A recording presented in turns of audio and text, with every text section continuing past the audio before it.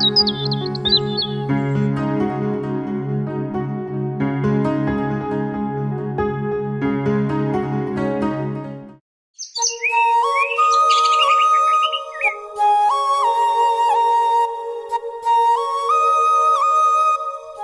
తెలంగాణ కోటి రతనాల వీణ అని మహాకవి దాశరథిగారన్నట్లుగా అందులో ఓ మధురమైన తీగ మన మామిండ్ల మడవ గ్రామం.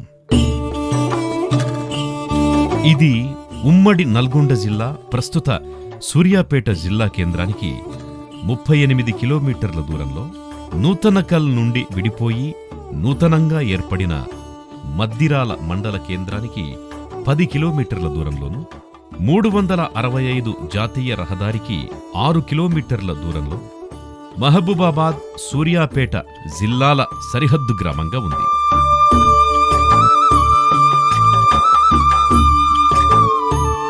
ప్రస్తుతం మామిండ్ల మడవ జనాభా సంఖ్య 1507. గ్రామానికి ఇరువైపులా గలగలా పారే పాలేరు నది, పచ్చని పొలాలు,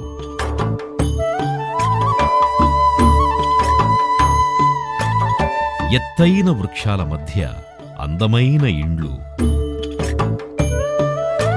పాడి పంటలు, పసిడి రాసులతో నిత్యం కళకళలాడే ఓ అందమైన గ్రామం మామిండ్ల మడవ.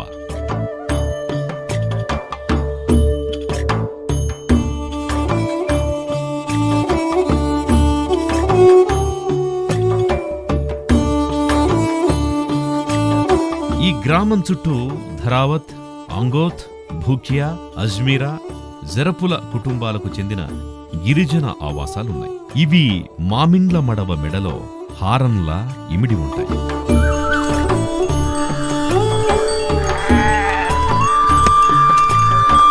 పాలేరు ఏరుకు అవతల తూర్పున ఉన్న పీరియా తాండా, తూర్పు తాండాలు కలిసి జనాభా సంఖ్య 389తో 218 ఓటర్ల సంఖ్యతో తూర్పు తాండాగా తేదీ 2/8/2018 నుండి నూతన గ్రామ పంచాయతీగా ఏర్పడింది. చూడడానికి చిన్నదిగా కనబడే మామిండ్ల మడవ ఊరు ఉన్నత విద్యలకు, ఉద్యమాల త్యాగాలలో మాత్రం చాలా పెద్దది. తెలంగాణ రైతాంగ సాయుధ పోరాట యోధులకు, స్వాతంత్రోద్యమ వీరులకు జన్మనిచ్చిన ఊరు. ఆ రోజుల్లో పోరాటంలో జైలు జీవితం అనుభవించిన సిరపంగ మస్తాన్, ఏర్పుల గోపయ్య, పొయిలపాక లాలయ్య, మల్లు వెంకట నరసింహారెడ్డి, మాజీ ఎమ్మెల్యే మల్లు స్వరాజ్యం వంటి ఎందరో మహామహులను సృష్టించిన కర్మాగారం మన మామిండ్ల మడవ.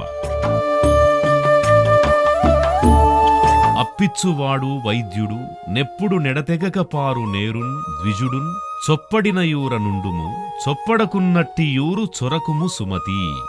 నివాస గ్రామం ఎలా ఉండాలో సుమతి శతకంలో బద్దెన చెప్పిన పద్యానికి ప్రతిరూపంగా ఈ గ్రామం నిలుస్తుంది.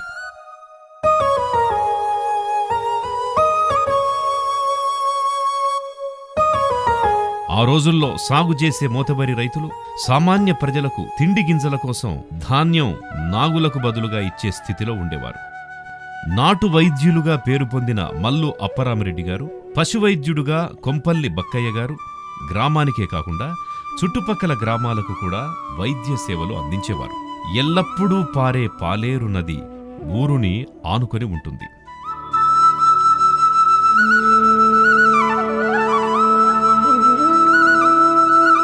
ఇక గ్రామంలో బ్రాహ్మణుడు లేకపోయినా మంచి చెడు చెప్పే గ్రామ పెద్దలు అప్పుడు ఇప్పుడు ఉన్నారు.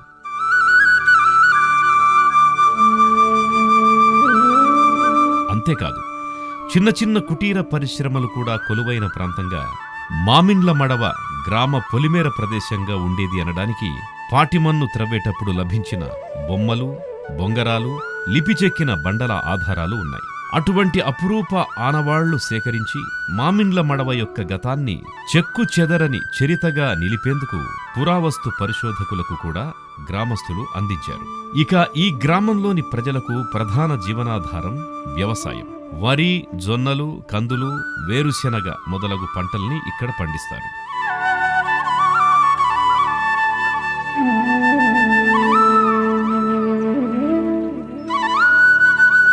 గతంలో గిరిజనులు ఉల్లిగడ్డ ఎక్కువగా పండించేవారు. వీరు వ్యవసాయంతో పాటు ఆవులు, గేదెలు, మేకలు, గొర్రెలను పెంచుతారు. జగతికి జలమే ఆధారం. ప్రజలు ఆరోగ్యంగా జీవించాలి అన్నా, అభివృద్ధి ఆలంబన కావాలన్నా తాగునీరు, సాగునీరు ఉండాలి. పల్లెసీమలు పాడి పంటలతో, పసిడి రాశులతో కళకళలాడాలి అంటే చెరువుల్లో, వాగుల్లో జలకళ ఉండాలి. అటువంటి చెరువులు, చెక్ డ్యాముల విషయానికొస్తే మామిండ్ల మడవ గ్రామంలో బంజరుకుంట, కొండ్రిగానికుంట అనే 2 చెరువులున్నాయి. వీటికి తోడు గ్రామ పొలిమేరలో ప్రవహించే పాలేరు ఏటిపై 1977లో నిర్మించిన ఆనకట్ట, ముకుందాపురం, రామాపురం పొలిమేరల్లో 1999లో నిర్మించిన చెక్ డ్యాం, నూతనంగా మామిండ్ల మడవ గ్రామ సమీపంలో మరో చెక్ డ్యాం నిర్మాణం జరుగుతూ ఉండడంతో మామిండ్ల మడవలో జల వనరులకు, మానవ వనరులకు కొదవలేదు. పూర్వం గ్రామంలో పాఠశాల ఏర్పడక ముందు మునిగడప కనకయ్య గారు వీధిబడి నిర్వహించి అక్షరాభ్యాసాన్ని, తెలుగు వాచకాలను మరియు గణితాలను నేర్పేవారు. ప్రభుత్వం వయోజన విద్య ప్రవేశపెట్టకముందే ఈ గ్రామంలో పేర్లు రాయడం, సంతకం చేయడం నేర్పిస్తూ స్వల్పకాలం రాత్రి బడిని కూడా నడిపించారు. తరువాత ప్రాథమిక విద్య కొరకు కాలినడకన 40 కిలోమీటర్ల దూరంలో ఉన్న సూర్యాపేట గాని, ఖమ్మం గాని వెళ్లి చదువుకునేవారు. పాఠశాల గాని, రవాణా సౌకర్యం గాని లేకపోయినప్పటికీ విద్యాపరంగా మనం వెనక పడకూడదు అనే మనోసంకల్పంతో బాగా చదివి ప్రభుత్వ, ప్రైవేటు రంగాలలో రాణించి ఉన్నత స్థాయికి చేరుకున్నారు ఇక్కడి విద్యార్థులు. అలా రాణించిన వారిలో ఉపాధ్యాయులుగా మల్లు సంజీవరెడ్డి గారి గురించి చెప్పాలి. ఈయన ఎక్కువ కాలం ఈ గ్రామంలోనే ఉపాధ్యాయులుగా పనిచేశారు. అడిషనల్ ఎస్పీగా మల్లు నరసింహారెడ్డి గారు, ఫిజికల్ డైరెక్టర్గా అమృతరెడ్డి గారు, ఐపీఎస్ అధికారిగా మల్లు జగన్మోహన్ రెడ్డి గారు, ఉపాధ్యాయులుగా కుడితి రంగారెడ్డి గారు ఉద్యోగాలు పొందగలిగారు. భారత ప్రభుత్వం యొక్క సర్వే ఆఫ్ ఇండియాలో సర్వే అధికారిగా అత్యుత్తమ సేవలందించి 1989లో అత్యుత్తమ అధికారిగా ప్రభుత్వంచే పురస్కారం అందుకున్నవారు ఎల్గపూడి లక్ష్మణరావు గారు. వీరు అటు గడిచిన తరానికి, ఇటు నవతరానికి మధ్య వారధిలా ఉంటారు. గ్రామంలో యువకులు ఏ మంచి పని చేపట్టినా తథాస్తు అంటూ భుజం తట్టి ప్రోత్సహించడంతో పాటు తన వంతు సహాయ సహకారాలందిస్తూ వారితో కలిసి పాల్గొంటారు.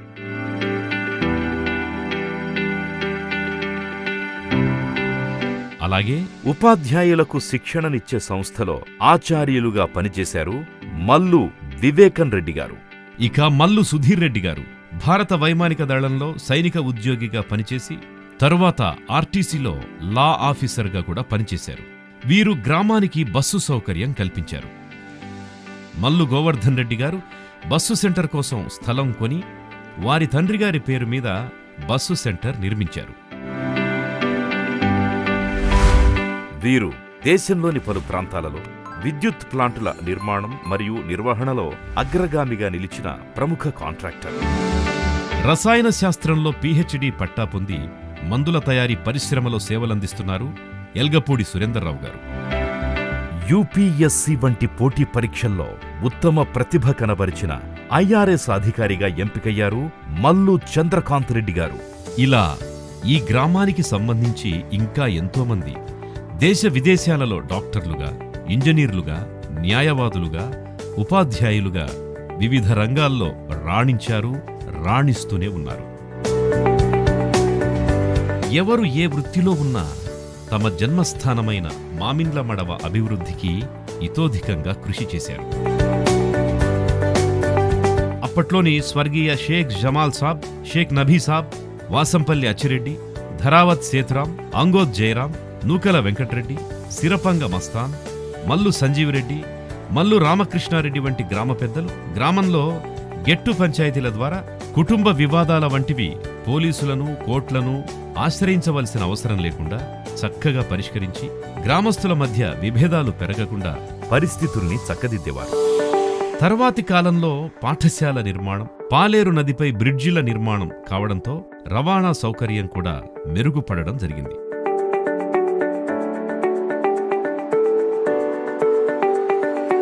ఇక్కడ ప్రత్యేకంగా చెప్పుకోదగ్గ విషయం ఏమిటి అంటే చాలా చోట్ల భూ తగాదాలు, ఆస్తి తగాదాలు వస్తూనే ఉంటాయి. అంతెందుకు, అడుగు నేల కోసం నెత్తురు చిందించుకున్న గ్రామాలు కూడా ఉన్నాయి. కానీ మామిండ్ల మడవలో మాత్రం తమ గ్రామాభివృద్ధే తమ అభివృద్ధిగా భావించి చాలామంది స్థలాలు, విరాళాలు ఇచ్చి గ్రామాభివృద్ధిలో భాగస్వాములై నిలిచారు.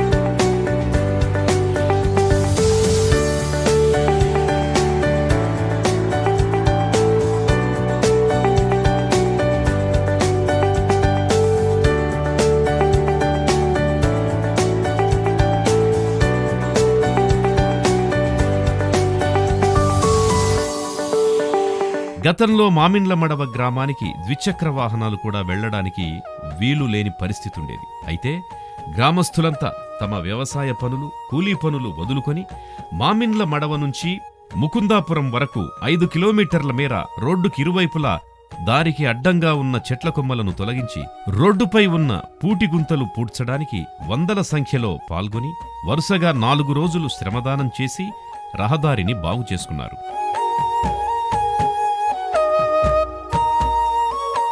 అలాగే గ్రామ వీధుల్లో సీసీ రోడ్ల నిర్మాణానికి ముందు వర్షాకాలంలో వీధుల్లో ఏర్పడ్డ గుంతలను గ్రామ సమీపంలో ఉన్న మొరసగడ్డలను ఎడ్లబండ్ల ద్వారా తీసుకొచ్చి గుంతలను పూడ్చారు. అంతేకాక గ్రామాన్ని విద్యుదీకరించడం కోసం కరెంటు పోళ్లను లేపడం, తీగలను గుంజడం వంటి పనుల కోసం గ్రామ యువకులు, గ్రామస్తులు చేసిన శ్రమదానాలు ఎన్నో ఉన్నాయి. అలాగే సీజనల్ వ్యాధులు ప్రబలకుండా ఉచిత వైద్య శిబిరాలు నిర్వహించిన సందర్భాలు కూడా ఉన్నాయి. అంతేకాకుండా మరుగుదొడ్ల ప్రాధాన్యత గురించి గ్రామంలో విస్తృత ప్రచారం జరిగింది. సుస్థిరాభివృద్ధి లక్ష్యాలలో ఒకటైన పారిశుద్ధ్య సదుపాయం ప్రతి ఒక్కరికి కల్పించాలని జిల్లా కలెక్టర్ గారిని, ఉన్నత అధికారులను ఊరికి ఆహ్వానించి గ్రామంలో ప్రతి ఒక్కరికి పారిశుద్ధ్యంపై, శౌచాలయాల వాడకంపై అవగాహన కల్పించి వాటిని నిర్మించుకొని వాడుకునేలా ప్రోత్సహించారు. అలాగే పెంటగడ్డలకు ప్రత్యామ్నాయంగా కంపోస్ట్ పిట్స్ ను కూడా ప్రభుత్వ చేయూతతో వందల సంఖ్యలో నిర్మించుకున్నారు. మామిండ్ల మడవ గ్రామాన్ని బహిరంగ మల విసర్జన రహిత గ్రామంగా ప్రకటించుకునే ప్రయత్నంలో ముందడుగులు వేశారు. ఇక మామిండ్ల మడవ గ్రామస్తులు సమిష్టిగా కలిసి సాధించిన విజయాలు కూడా చాలానే ఉన్నాయి. 1977లో తానంచెర్ల రెవెన్యూ పరిధిలో పాలేరు ఏటిపై నిర్మించే ఆయకట్టు మొదట ప్రతిపాదించిన దానికంటే ఎత్తు పెంచడం వల్ల మామిండ్ల మడవ గ్రామ ప్రజలకు, రైతులకు సంభవించే నష్టాన్ని పాలకులకు వివరించి లిఖితపూర్వక విజ్ఞప్తి ద్వారా దానిని నిలువరించారు. అలాగే అప్పట్లో అరాకొరగా వచ్చే మట్టి రోడ్డు నిర్మాణ పనులను అర్ధాకలితో అలమటించే స్థానిక పేదలకు అప్పగిస్తే తాత్కాలిక ఉపాధిగా ఉపయోగపడడంతో పాటు నాణ్యత పాటించడం వంటి ప్రయోజనం కూడా ఉంటుంది అని మామిండ్ల మడవ గ్రామ తొలి సర్పంచ్ మరియు అప్పటి తుంగతుర్తి సమితి స్థానిక స్థాయీ సంఘ సభ్యులు అయిన మల్లు పెద్దరామకృష్ణారెడ్డి గారు ప్రతిపాదన చేసి వాటిని అమలు చేయించారు.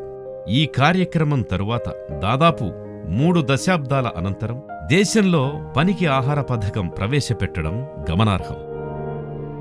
మామిండ్ల మడవ గ్రామం యొక్క అభివృద్ధి కొరకు రిమోట్ అండ్ ఇంటీరియర్ గ్రామంగా మామిండ్ల మడవను గుర్తించాలని కోరుతూ మొదట చేసిన ప్రతిపాదనను అంగీకరించకపోవడాన్ని సవాల్ చేశారు. ఈ కేసును ఇదే గ్రామానికి చెందిన సీనియర్ న్యాయవాది మల్లు వెంకట్రామరెడ్డి గారు డ్రాఫ్ట్ చేసివ్వగా మానవ హక్కుల కమిషన్ ముందు మల్లు కపోతన్ రెడ్డి గారు తమ వాదనలు వినిపించారు.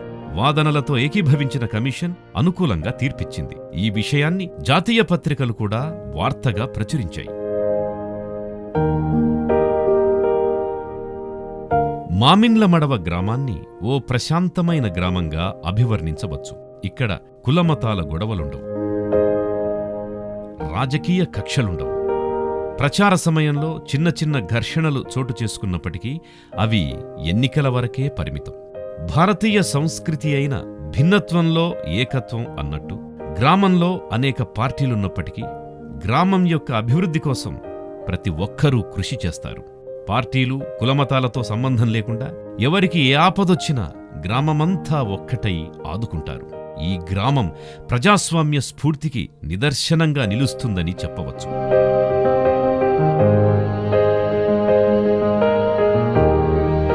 కష్టపడితేనే ఫలితం అనే సూత్రాన్ని గ్రామస్తులంతా పాటిస్తారు. అలాగే పనితో పాటు ఆటపాటలతో ఆనందాన్ని, ఆరోగ్యాన్ని కూడా పొందుతారు. ఆటలంటే ముఖ్యంగా చెప్పవలసింది కబడ్డీ గురించి. ఆ రోజుల్లో కబడ్డీ ఆట అనగానే ఠక్కున గుర్తుకొచ్చే గ్రామం మామిండ్ల మడవ.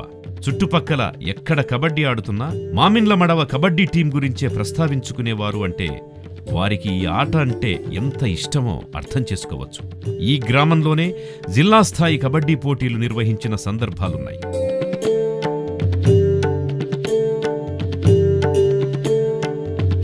కబడ్డీతో పాటు జిల్లగోనె, కప్పగంతులు, ఉప్పుబేర, దాగుడు మూతలు మొదలైన ఆటలు కూడా ఆడేవారు. అయితే కాలక్రమేణా ఇవి కనుమరుగైపోయాయి. మామిండ్ల మడవలో ఆటలకే కాదు, కళలకు కూడా ప్రాధాన్యమిస్తారు. భజన కళాకారులు, డప్పు వాయిద్య కళాకారులు,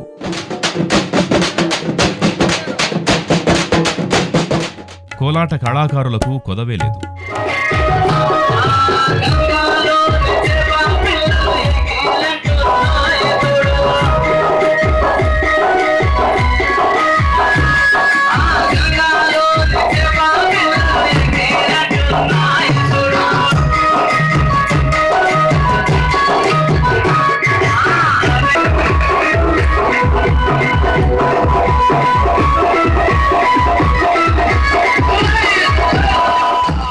పండుగలకు అలాగే పండు వెన్నెల్లో భజనలు చేస్తూ సీతజడ వేసేవారు.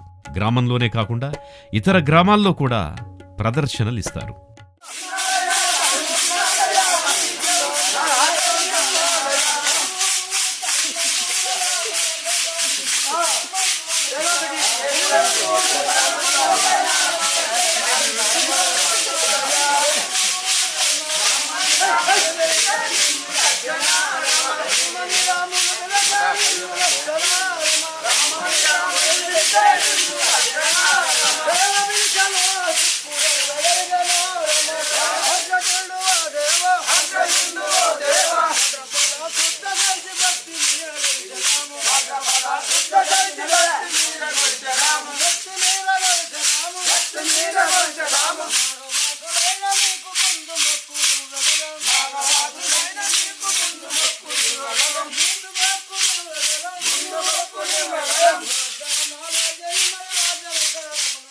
మామిండ్ల మడవ గ్రామస్థులు మానవత్వాన్ని, ధైర్య సాహసాల్ని ప్రదర్శించడంలో ఎప్పుడూ ముందుంటారు.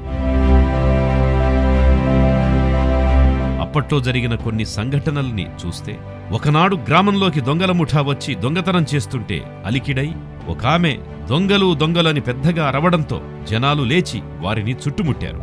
దొంగలు దగ్గరకు వచ్చిన వారిపై దాడి చేసేందుకు ఆయుధాలతో సిద్ధమై తప్పించుకునే ప్రయత్నం చేసినప్పుడు వాసంపెళ్లి మల్లారెడ్డి గారు, మల్లు రామ్రెడ్డి గారు ప్రాణాలకు తెగించి తెలివిగా ఆ దొంగల్ని పట్టుకున్నారు.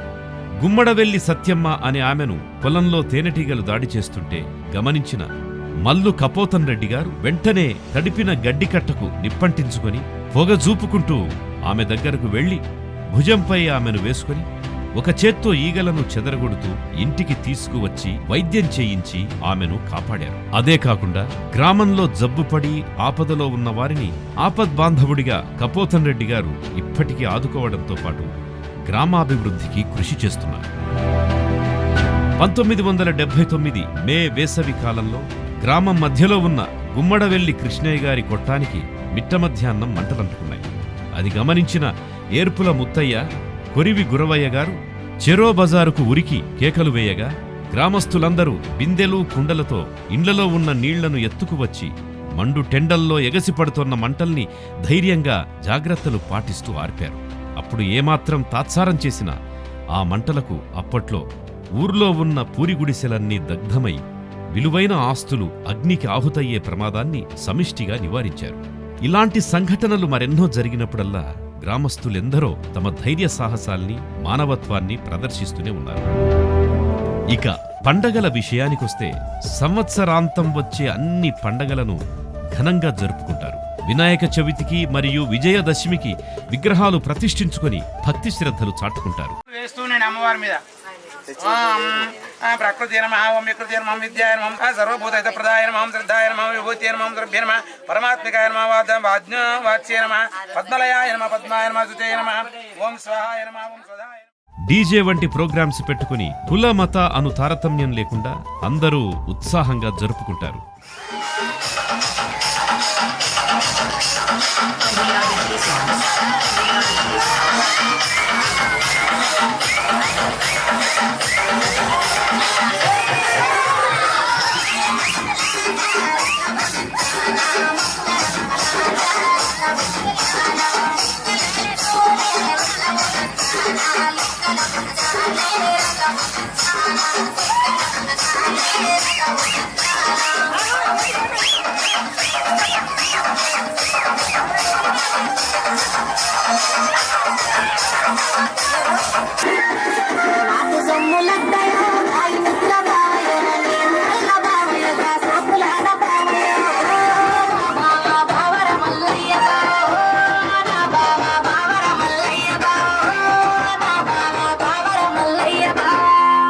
అయితే తెలంగాణ సంస్కృతి సంప్రదాయాల్ని తెలియజెప్పే బతుకమ్మ పండగను మరింత ఘనంగానూ ఉత్సాహంగానూ జరుపుకుంటారు.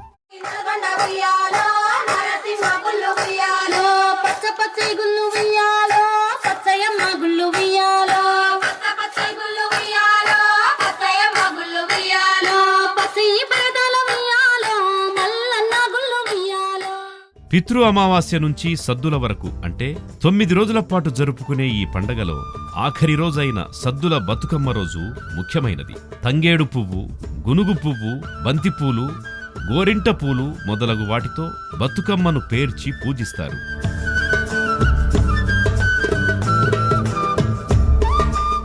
పిండి వంటలను వండుకుంటారు. ఆడబిడ్డలందరినీ ఆహ్వానిస్తారు.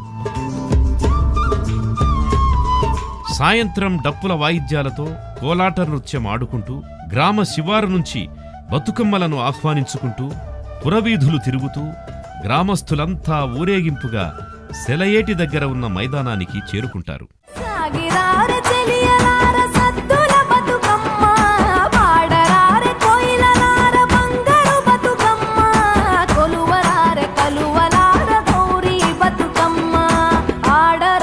హంసలార అందరి బతుకమ్మ డప్పు డప్పుల దర్వేస్తుంటే పూలు పాట పాడెనో గాలిల లేసెనో తెలంగాణ ముద్దు గుమ్మలు పట్టు చీరల మెరిసిండ్రో ముచ్చటలాడి మురిసిండ్రో.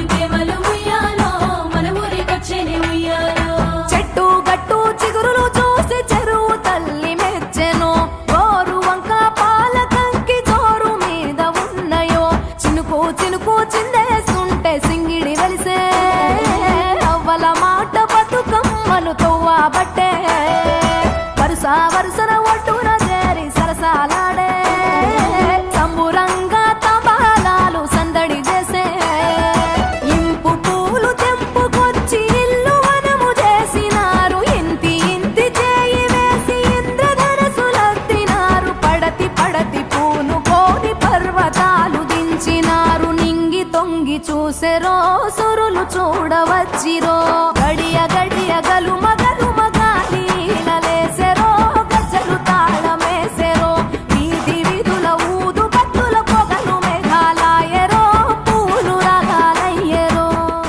అక్కడ బతుకమ్మలను దించి పూజలను నిర్వహిస్తారు.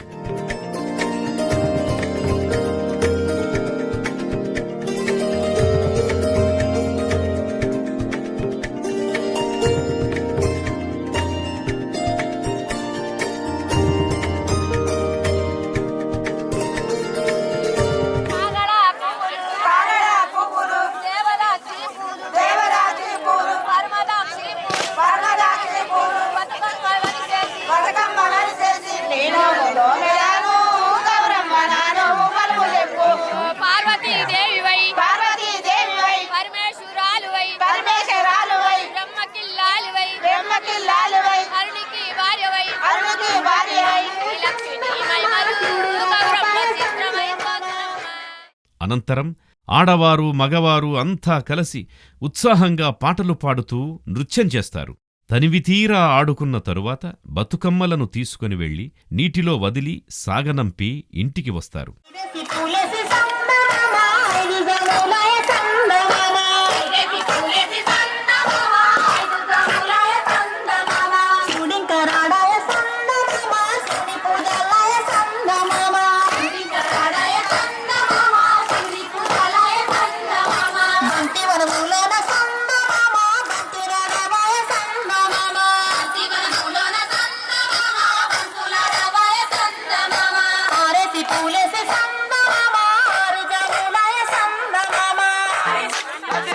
గజ్జల గణపయ్యో మూవల గణపయ్యా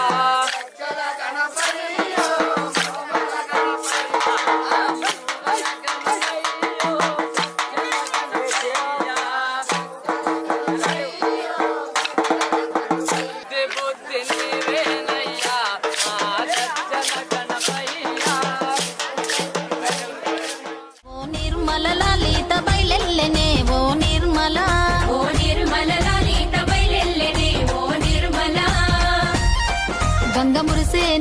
గంగ మురిసేనే బతుకమ్మ పూల తీరతో ఓ నిర్మల లలిత పూల ఏరులే ఓ నిర్మల లలిత పూల ఏరులే ఓ నిర్మల.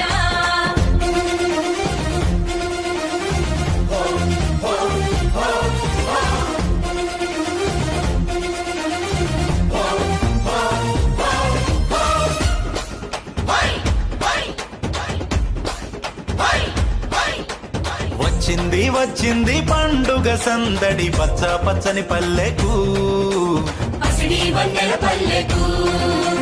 తెచ్చింది తెచ్చింది తరగని వన్నెలు మా పల్లె ముంగిళ్లకు తంగేడు గుమ్మడి గునుగు చామంతుల పువ్వుల పల్లకి మా తల్లికి పసుపేమో పచ్చంగా కుంకుమ ఎర్రంగా తీరొక్క పూజలు మా తల్లికి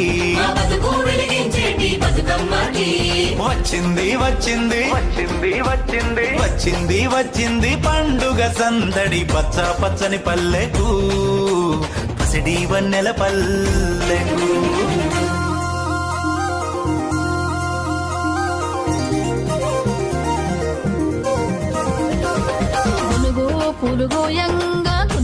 పులుగోయంగా గువ్వాలాలిరాయే గునుగు పులుగోయంగా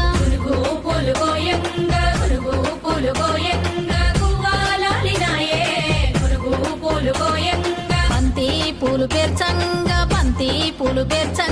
బతుకమ్మ నవ్వెనే బంతి పూలు పేర్చంగా బతుకమ్మ నవ్వెనే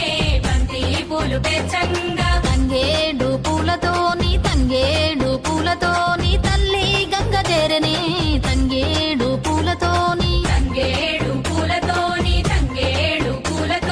తల్లి గంగ చేరనే తంగేడు పూలతోని. వృత్తి ఉద్యోగాల రీత్యా వేరువేరు ప్రాంతాల్లో ఉండే గ్రామస్తులు పండుగల సమయంలో ఊరికి వచ్చినప్పుడు వయస్సుతో సంబంధం లేకుండా పిల్లలతో కలిసి ఆటలాడుతూ నృత్యాలు చేస్తుంటారు.